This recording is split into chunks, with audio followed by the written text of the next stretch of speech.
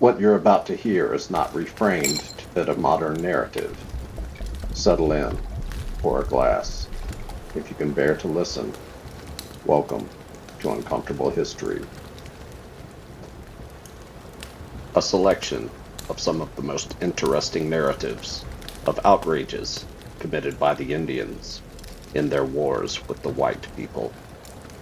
Also, an account of their manners, customs, traditions, religious sentiments, modes of warfare, military tactics, discipline and encampments, treatment of prisoners, which are better explained and more minutely related than has been heretofore done by any other author on that subject. Many of the articles have never before appeared in print, the whole compiled from the best authorities by Archibald, Loudon, Volume 1, Carlisle, from the press of A. Loudon, in Whitehall, 1803. District of Pennsylvania, to wit. Be it remembered that on the 9th day of August, in the 33rd year of the independence of the United States of America, A.D. 1808, Archibald Loudon, of the said district, hath deposited in this office the title of a book, the right whereof he claims as author in the words following, to wit. A selection of some of the most interesting narratives of outrages committed by the Indians in their wars with the white people. Also, an account of their manners, customs, traditions, religious sentiments, mode of warfare, military tactics, discipline and encampments, treatment of prisoners, etc., which are better explained and more minutely related than has been heretofore done by any other author on that subject. Many of the articles have never before appeared in print, the whole compiled from the best authorities by Archibald Loudon, in conformity to the Act of Congress of the United States, entitled, An Act for the Encouragement of Learning, by securing the copies of maps, charts, and books to the authors and proprietors of such copies during the times therein mentioned, and also to the Act entitled, An Act Supplementary to Act entitled, An Act for the Encouragement of Learning, by securing the copies of maps, charts, and books to the authors and proprietors of such copies during the times therein mentioned, and extending the benefits thereof to the arts of designing, engraving, and etching historical and other prints. D. Caldwell, Clerk of the District of Pennsylvania. Preface. It is with pleasure we at length present to the public our collection of Indian narratives. It is with no less satisfaction we are enabled to state that a collection has been procured, much more ample and interesting than at first expected. This volume is perhaps 4 times as large as at first contemplated, and we have yet in our hands a sufficiency of materials to compose another volume of the same dimensions, should we be encouraged to do it, by the degree of approbation with which the present may be received. The facts and narratives here collected have been obtained from persons on whom the fullest reliance can be placed. A few of them have been published before. The greater part now appear in print for the first time. In obtaining them from different parts of this state and of the Union, the publisher has been at very considerable pains and trouble. He should, however, think himself ungrateful if he did not take this opportunity of expressing his sincere thanks to those gentlemen who have so politely favored him with communications on the subject. Some of those gentlemen who have been so polite as to favor us with their assistance will be disappointed at not finding their communications inserted in this volume. We are sorry to inform them that they were unavoidably postponed on account of matter previously obtained. In the second volume, however, we hope to be able to give them to the public. This little book cannot fail of being interesting to the people of this country, many of whom yet remember the transactions, and few there are whose fathers or brothers or friends have not participated in them. The historian will here find materials to assist him in conveying to after ages an idea of the savages who were the primitive inhabitants of this country. and to future generations of Americans the many difficulties, toils, and dangers encountered by their fathers in forming the first settlement of a land, even at this day so fair, so rich in every kind of cultivation and improvement.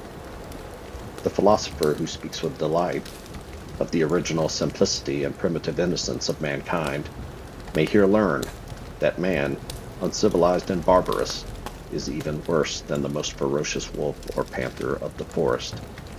That men of philosophic minds, feeling in themselves the impulse of humanity, entertain such mistaken notions of the Indians, is evident from the writings of many, who, were they to trust themselves to these people, would find themselves as much mistaken as the philosophers Sograin and Pike, to whom Mr. Brackenridge alludes in his observations published in the course of the Indian War, and lately extracted in his Gazette publications, of which we gave a paragraph. Quote, I consider men who are unacquainted with savages like young women who have read romances, and have as improper an idea of the Indian character in the one case as the female mind has of real life in the other. The philosopher, weary of the vices of refined life, thinks to find perfect virtue in the simplicity of the unimproved state. He sees green fields and meadows in the customs and virtues of the savages. It is experience only can relieve from this calenture of the intellect. All that is good and great in man results from education. An uncivilized Indian is but a little way removed from a beast, who when incensed can only tear and devour. But the savage applies the ingenuity of man to torture and inflict anguish. Some years ago, two French gentlemen, a botanist and a mineralist, the botanist, a very learned man, and truly a philosopher, but his brain turned with Jean-Jacques Rousseau's and other rhapsodies. The man of nature was his darling favorite. He had the Indians with him at his chamber every day, fitting out a small boat on the Ohio, with only two other persons and without arms. He descended. It was in vain to explain the danger and dissuade him. He was conscious to himself of loving Indians, and doubtless they could wish him no harm. But approaching the Scioto River, a party came out in a canoe, as he thought to pay their respects to him, but the first circumstance of ceremony when they came on board was to impress the tomahawk and take off the scalp of the philosopher. End quote. Mr. Archibald Loudon. Sir, agreeably to your request, I have collected and send you the relations of Slover and Knight, which appeared in the papers subsequent to Crawford's expedition, to which they relate. They were originally sent by me to the printer of the Freeman's Journal, Philadelphia. That of Slover I took down from his own mouth. That of Knight I think he wrote himself and gave it to me. I saw Knight on his being brought into the garrison at Pittsburgh. He was weak and scarcely able to articulate. When he began to be able to speak a little, his Scottish dialect was much broader than it had been when I knew him before. This I remarked, as usual with persons in a fever or sick. They return to the vernacular tongue of their early years. It was 3 weeks before he was able to give anything like a continued account of his sufferings. After a treaty or temporary peace had taken place, I saw traders who had been with the Indians at Sandusky, and had the same account from the Indians themselves, which Knight gave of his escape. But the Indian who had had him in charge had magnified the stature and bulk of the body of Knight to save his credit, but was laughed at by the Indians who knew him to be a weak, feeble man, which was the reason that a guard of one Indian had been thought sufficient.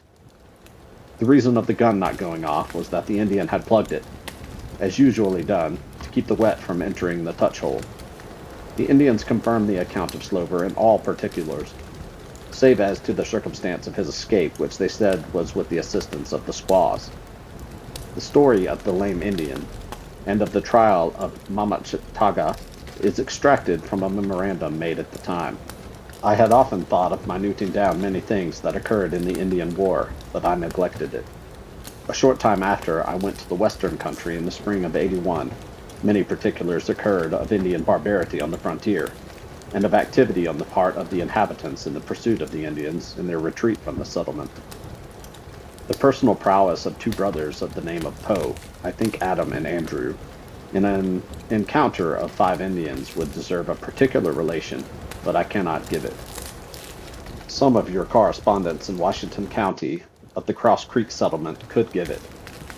Within 3 miles of Pittsburgh on the Ohio bank, on this side, 3 fine boys of the name of Chambers were murdered in a cornfield. And to the south of the garrison, on a branch of the Sureteers Creek, part of a family of the name of Walker were murdered, and several other butcheries that I could depict. But at the time I declined going to visit the scene, as it was not absolutely necessary. And even now to relate is not pleasant. Perhaps in the course of your publication, and before you finish it, I may communicate to you some other particulars. In the meantime, I am your most obedient, humble servant, signed, H.H. Brackenridge.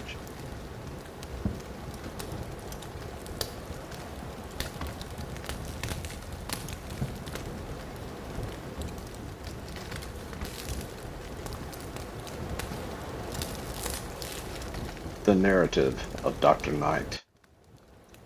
About the latter end of the month of March, or the beginning of April, of the year 1782, the Western Indians began to make incursions upon the frontiers of Ohio, Washington, Youghiogheny, and Westmoreland counties, which has been their constant practice ever since the commencement of the present war between the United States and Great Britain. In consequence of these predatory invasions, the principal officers of the above-mentioned counties, namely Colonels Williamson and Marshall, tried every method in their power to set on foot an expedition against the Wyandot towns, which they could effect no other way than by giving all possible encouragement to volunteers. The plan proposed was as follows: every man furnishing himself with a horse, a gun, and 1 month's provision could be exempted from 2 hours of militia duty. Likewise, that every one who had been plundered by the Indians should, if the plunder could be found at their towns, have it again, proving it to be his property. And all horses lost on the expedition by unavoidable accident were to be replaced by horses taken in the enemy's country. The time appointed for the rendezvous, or general meeting of the volunteers, was fixed to be on the 20th of May, and the place, the old Mingo town on the west side of the river Ohio, about 40 miles below Fort Pitt by land, and I think about 75 by water. Colonel Crawford was solicited by the general voice of these western counties and districts to command the expedition. He accordingly set out as volunteer and came to Fort Pitt 2 days before the time appointed for the assembling of the men. As there was no surgeon yet appointed to go with the expedition, Colonel Crawford begged the favor of General Irving to permit me to accompany him, my consent having been previously asked, to which the general agreed, provided Colonel Gibson did not object. Having obtained permission of the colonel, I left Fort Pitt on Tuesday, May 1st, and the next day about 1 in the afternoon arrived at the Mingo Bottom. The volunteers had not all crossed the river until Friday morning, the 24th. They then distributed themselves into 18 companies, choosing their captains by vote. There were chosen also 1 colonel commandant, 4 field, and 1 brigade major. There were 465 who voted. We began our march on Saturday, May 25th, making almost a due west course, and on the 4th day reached the old Moravian town up on the river Muskingum, about 60 miles from the river Ohio. Some of the men, having lost their horses on the night preceding returned home. Tuesday, the 28th, in the evening, Major Brenton and Captain Bean went some distance from the camp to reconnoitre. Having gone about 1/4 of a mile, they saw 2 Indians, upon whom they fired, and they returned to camp. This was the first place in which we were discovered, as we understood afterwards. On Thursday, the 4th of June, which was the 11th day of our march, about 1 o'clock, we came to the spot where the town of Sandusky formerly stood. The inhabitants had moved 18 miles lower down the creek near the lower Sandusky, but as neither our guides nor any who were with us had known anything of their removal, we began to conjecture there were no Indian towns nearer than the lower Sandusky, which was at least 40 miles distant. However, after refreshing our horses, we advanced on in search of some of their settlements, but had scarcely got the distance of 3 or 4 miles from the old town, when a number of our men expressed their desire to return, some of them alleging that they had only 5 days' provision, upon which the field officers and captains determined, in council, to proceed that afternoon and no longer. Previous to the calling of this council, A small party of light horse had been sent forward to reconnoiter. I shall here remark, by the way, that there are a great many extensive plains in that country. The woods in general grew very thin, free from brush and underwood, so the light horsemen may advance a considerable distance before an army without being much exposed to the enemy.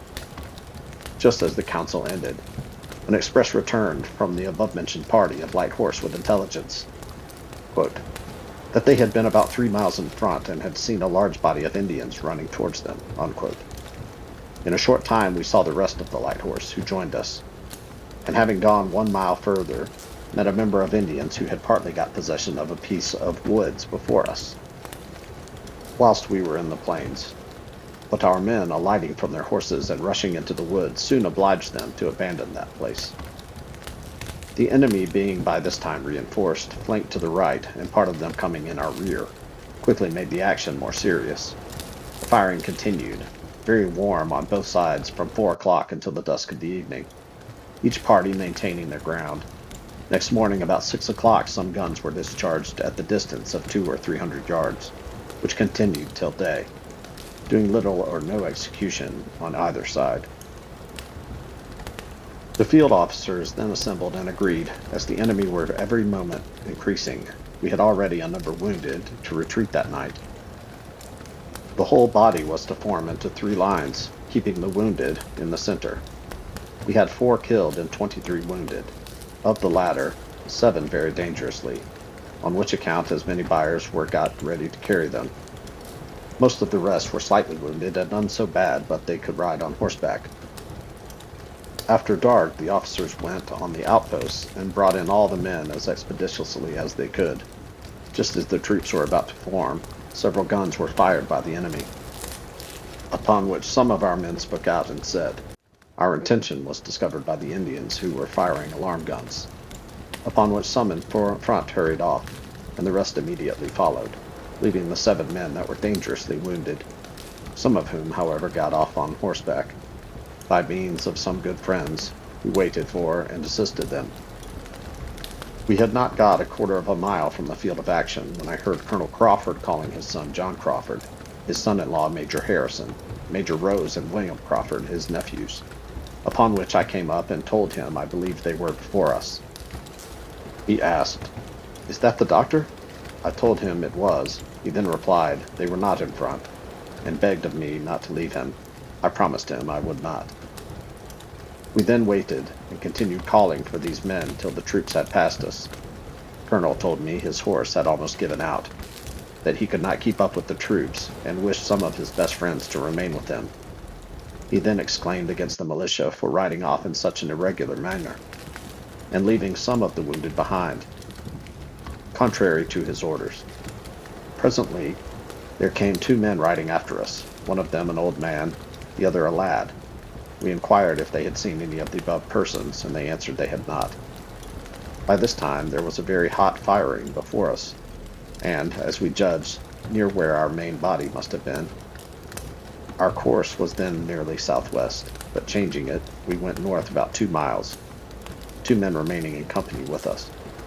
Judging ourselves to be now out of the enemy's lines, we took a due east course, taking care to keep at the distance of 15 or 20 yards apart and directing ourselves by the North Star. The old man often lagged behind, and when this was the case never failed to call for us to call for him. When we were near the Sandusky Creek, he fell 100 yards behind and bawled out, as usual, for us to halt. While we were preparing to reprimand him for making a noise, I heard an Indian halloo, as I thought 150 yards from the man and partly behind him. After this, we did not hear the man call again. Neither did he ever come up to us any more. It was now past midnight, and about daybreak Colonel Crawford's and the young man's horses gave out, and they left them. We pursued our journey eastward, and about 2 o'clock fell in with Captain Biggs, who had carried Lieutenant Ashley from the field of action, who had been dangerously wounded. We then went on about the space of an hour, when a heavy rain coming on, we concluded it was best to encamp, as we were encumbered with the wounded officer. We then embarked 4 or 5 trees, made an encampment and a fire, and remained there all that night. Next morning we again prosecuted our journey, and having gone about 3 miles found a deer which had been recently killed. The meat was sliced from the bones and bundled up in the skin with a tomahawk lying by it. We carried all with us, and advancing about 1 mile further, espied the smoke of a fire.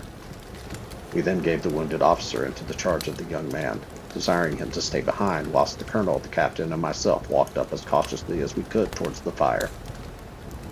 When we came to it, we concluded from several circumstances some of our people had encamped there the preceding night.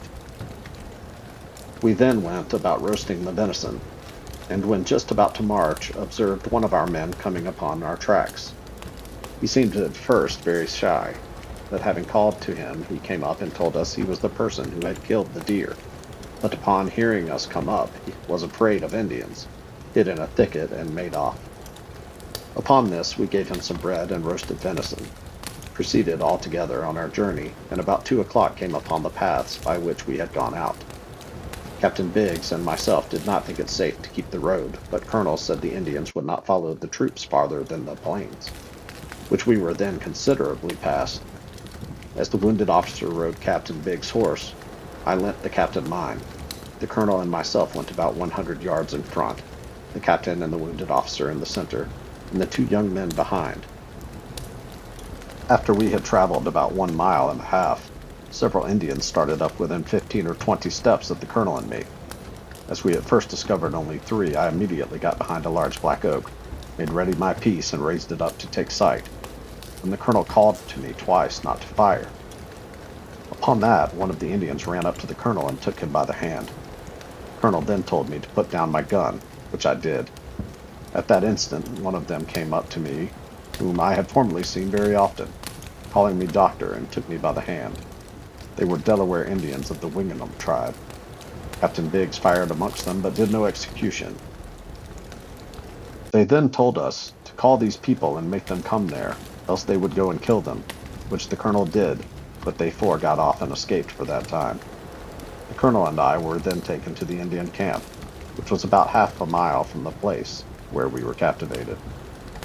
On Sunday evening, 5 Delawares who had posted themselves at some distance further on the road brought back to the camp where we lay Captain Biggs and Lieutenant Ashley's scalps, with an Indian scalp which Captain Biggs had taken in the field of action. They also brought in Biggs' horse and mine. They told us the 2 other men got away from them.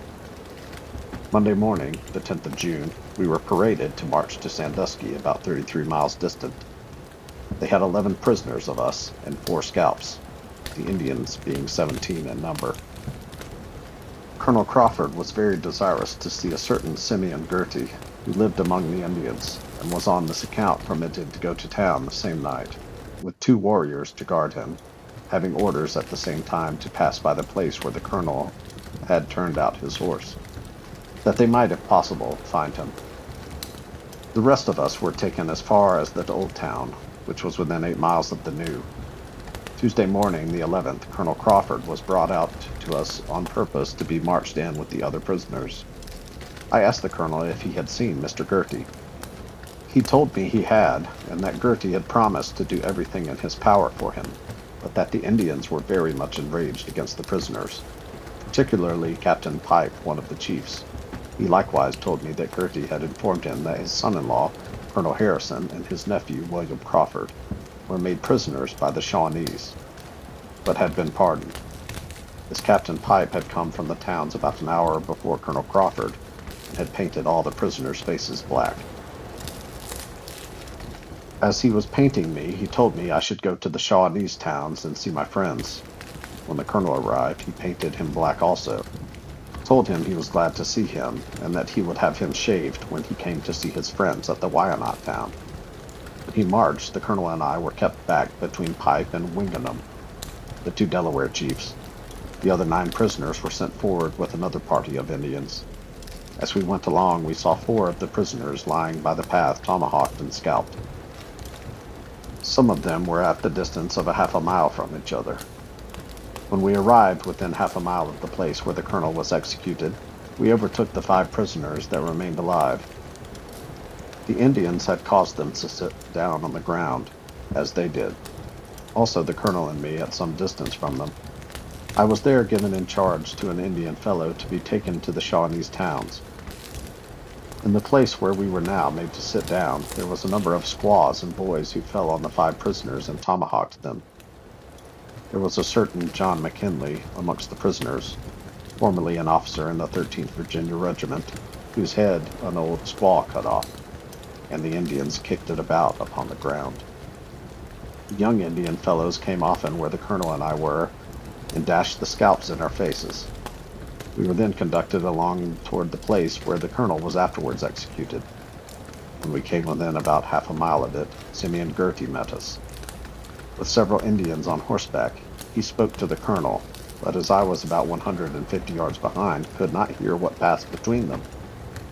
Almost every Indian we met struck us either with sticks or their fists. Girty waited till I was brought up and asked, "Was that the doctor?" I told him yes, and went toward him reaching out my hand. But he bid me begone, and called me a damned rascal, upon which the fellow who had me in charge pulled me along. Girty rode up after me and told me I was to go to the Shawanese towns. When we were come to the fire, the colonel was stripped naked, ordered to sit down by the fire, and then they beat him with sticks and their fists. Presently after I was treated in the same manner. They then tied a rope to the foot of a post about 15 feet high, bound the colonel's hands behind his back, and fastened the rope to the ligature between his wrists. The rope was long enough either for him to sit down or walk round the post once or twice, and return the same way. The colonel then called to Girty and asked if they intended to burn him. Girty answered, yes. The colonel said he would take it all patiently. Upon this, Captain Pipe, a Delaware chief, made a speech to the Indians, viz. About 30 or 40 men, 60 or 70 squaws and boys. When the speech finished, they all yelled a hideous and hearty assent to what had been said. The Indian men took up their guns and shot powder into the colonel's body, from his feet as far to his neck. I think not less than 70 loads were discharged upon his naked body. They then crowded about him, and to the best of my observation cut off his ears. When the throng had dispersed a little, I saw the blood running from both sides of his head in consequence thereof. The fire was about 6 or 7 yards from the post to which the colonel was tied. It was made of small hickory poles burnt quite through. In the middle, each end of the poles remaining about 6 feet in length. 3 or 4 Indians by turns would take up, individually, one of these burning pieces of wood and apply it to his naked body, already burned black with the powder. These tormentors presented themselves on every side of him, so that whichever way he ran around the post, they met him with the burning faggots and poles. Some of the squaws took broad boards upon which they would put a quantity of burning coals and hot embers, and throw on him, so that in a short time he had nothing but coals of fire and hot ashes to walk upon. In the midst of these extreme tortures, he called to Simeon Girty and begged of him to shoot him. But Girty, making no answer, he called to him again. Girty then, by way of derision, told the colonel he had no gun, at the same time turning about to an Indian who was behind him, laughed heartily, and by all his gestures seemed delighted at the horrid scene. Girty then came up to me and bade me prepare for death. He said, however, I was not to die at that place, but to be burnt at the Shawanese towns. He swore by God I need not expect to escape death, but should suffer in it all its extremities. He then observed that some prisoners had given him to understand that if our people had him, they would not hurt him. For his part, he said, he did not believe it, but desired to know my opinion on the matter. But being at that time in great anguish and distress for the torments the colonel was suffering before my eyes, as well as the expectation of undergoing the same fate in 2 days, I made little or no answer. He expressed a great deal of ill will for Colonel Gibson, and said he was one of his greatest enemies, and more to the same purpose, to all which I paid very little attention. Colonel Crawford, at this period of his sufferings, besought the Almighty to have mercy on his soul, spoke very low, and bore his torments with most manly fortitude. He continued in all the extremities of pain for an hour and 3/4, or 2 hours longer, as near as I can judge.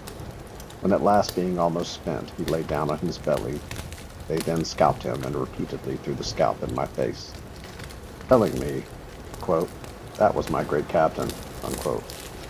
An old squaw, whose appearance every way answered the ideas people entertain of the devil, got aboard, took a parcel of coals and ashes, and laid them on his back and head after he had been scalped. He then raised himself upon his feet and began to walk around the post. They put a burning stick to him as usual, but he seemed more insensible of pain than before. The Indian fellow who had me in charge now took me away to Captain Pipe's house, about 3/4 of a mile from the place of the colonel's execution. I was bound all night, and thus prevented from seeing the last of the horrid spectacle. Next morning, being the 12th of June, the Indian untied me, painted me black, and we set off for the Shawnese town, which he told me was somewhat less than 40 miles from that place. We soon came to the spot where the colonel had been burnt, as it was partly in our way. I saw his bones laying amongst the remains of the fire, almost burnt to ashes. I suppose after he was dead they had laid his body on the fire. The Indian told me that was my big captain and gave the scalp a halloo. He was on horseback and drove me before him. I pretended to this Indian I was ignorant of the death I was to die at the Shawnese town, affected as cheerful countenance as possible, and asked him if we were not to live together as brothers in one house when we should get to the town. He seemed well pleased and said yes. He then asked me if I could make a wigwam. I told him I could. He then seemed more friendly. We went that day as near as I can judge about 25 miles, the course partly southwest. The Indian told me we should next day come to the town, the sun being in such a direction pointing nearly south. At night, when we went to rest, I attempted very often to untie myself, but the Indian was extremely vigilant and scarce ever shut his eyes that night. About daybreak, he got up and untied me. He next began to mend up the fire, and as the gnats were troublesome, I asked him if I should make a smoke behind him. He said yes.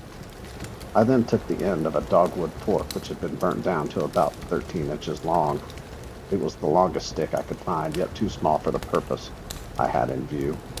Then I picked up another smaller stick, and taking a coal of fire between them, went behind him. Then turning suddenly about, I struck him on the head with all the force I was master of, which so stunned him that he fell forwards with both his hands into the fire. But seeing him recover and get up, I seized his gun while he ran off howling in a most fearful manner. I followed him with a determination to shoot him down, but pulling back the cock of the gun with too great violence, I believe I broke the mainspring. I pursued him, however, about 30 yards, still endeavoring to fire the gun, but could not. Then going back to the fire, I took his blanket, a pair of new moccasins, his hops, powder horn, bullet bag, together with the gun, and marched off, directing my course towards the 5 o'clock mark. About half an hour before sunset, I came to the plains, which I think are about 16 miles wide. I laid me down in a thicket till dark, and then by the assistance of the North Star made my way through them and got into the woods before morning. I proceeded on the next day, and about noon crossed the paths by which our troops had gone out. These paths are nearly east and west, but I went due north all that afternoon with a view to avoid the enemy. In the evening I began to be very faint, and no wonder. I had been 6 days prisoner, the last 2 days of which I had eaten nothing and but very little the first 3 or 4. There were wild gooseberries in abundance in the woods, but being unripe, required mastication, which at that time I was not able to perform on account of a blow received from an Indian on the jaw with the back of a tomahawk. There was a weed that grew plentiful in that place, the juice of which I knew to be grateful and nourishing. I gathered a bundle of the same, took up my lodging under a large spreading beech tree, and having sucked plentifully of the juice, went to sleep. Next day I made a due east course, which I generally kept the rest of my journey. I often imagined my gun was only wood-bound, and tried every method I could devise to unscrew the lock, but never could effect it, having no knife or anything fitting for the purpose. I had now the satisfaction to find my jaw began to mend, and in 4 or 5 days could chew any vegetable proper for nourishment, but finding my gun only a useless burden, left her in the wilderness. I had no apparatus for making fire to sleep by, so that I could get but little rest for the gnats and mosquitoes. There are likewise a great many swamps in the beech ridge, which occasion me very often to lie wet. This ridge through which I traveled is about 20 miles broad. The ground in general very level and rich. free from shrubs and brush. There are, however, very few springs, yet wells might easily be dug in all parts of that ridge. The timber on it is very lofty, but it is no easy matter to make a straight course through the same, the moss growing as high upon the south side of the trees as on the north. There are a great many white oaks, ash, and hickory trees that grow among the beech timber. There are likewise some places on the ridge, perhaps for 3 or 4 continued miles, where there is little or no beech, and in such spots black, white oak, ash, and hickory abound. Sugar trees grow there also to a very great bulk. The soil is remarkably good, the ground a little ascending and descending with some small rivulets and a few springs. When I got out of the beech ridge and near the river Muskingum, the lands were more broken but equally rich with those before mentioned, and abounding with brooks and springs of water. There are also several small creeks that empty into that river, the bed of which is more than a mile wide in many places. The woods consist of white and black oaks, walnut, hickory, and sugar tree in greatest abundance. In all parts of the country through which I came, the game was very plenty, that is to say, deer, turkeys, and pheasants. I likewise saw a great many vestiges of bears and some elks. I crossed the river Muskingum about 3 or 4 miles below Fort Lawrence, and crossing all paths aimed for the Ohio River. All this time my food was gooseberries, young nettles, the juice of herbs, a few service berries, and some May apples. Likewise 2 young blackbirds and a turripine, which I devoured raw. When my food sat heavy on my stomach, I used to eat a little wild ginger, which put all to rights. I came upon Ohio River about 5 miles below Fort Nantosh in the evening of the 21st day after I had made my escape, and on the 22nd, about 7 o'clock in the morning, being the 4th day of July, arrived safe, though very much fatigued at the fort. A short memoir of Colonel Crawford. Colonel Crawford was about 50 years of age, had been an old warrior against the savages. He distinguished himself early as a volunteer in the last war, and was taken notice by Colonel, now General Washington, who procured for him the commission of ensign. As a partisan, he showed himself very active and was greatly successful. He took several Indian towns and did great service in scouting, patrolling, and defending the frontiers.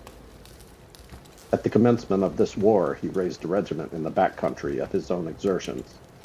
He had the commission of colonel in the Continental Army, and acted bravely on several occasions in the years 1776, 1777, and at other times. He held his commission at the time he took command of the militia in the aforesaid expedition against the Indians. Most probably he had it with him when he was taken. He was a man of good judgment, singular good nature, in great humanity, and remarkable for his hospitality. Few strangers coming to the western country, and not spending some days at the crossings of the Youghiogheny River, where he lived. No man, therefore, could be more regretted.